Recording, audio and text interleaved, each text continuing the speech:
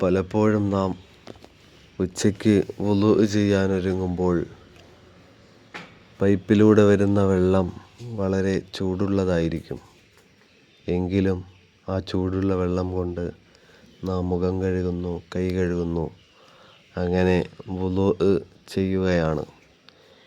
ഇങ്ങനെ സൂര്യൻ്റെ വെയിലേറ്റ് ചൂടായ വെള്ളം കൊണ്ട് വുളു ചെയ്യുന്നതിൻ്റെ വിധി എന്താണ്?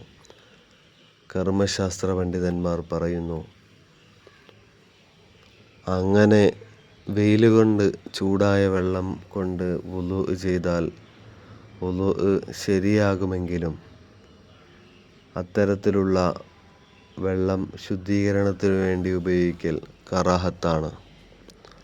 അത് വുളു എടുക്കാനായാലും കറാഹത്താണ്, നല്ലതല്ല. കുളിക്ക് വേണ്ടിയാണെങ്കിലും നല്ലതല്ല. അതിനാൽ ആ വെള്ളം ഉപയോഗിക്കാതിരിക്കുകയാണ് വേണ്ടത് എന്ന് കർമ്മശാസ്ത്ര പണ്ഡിതന്മാർ പറയുന്നു.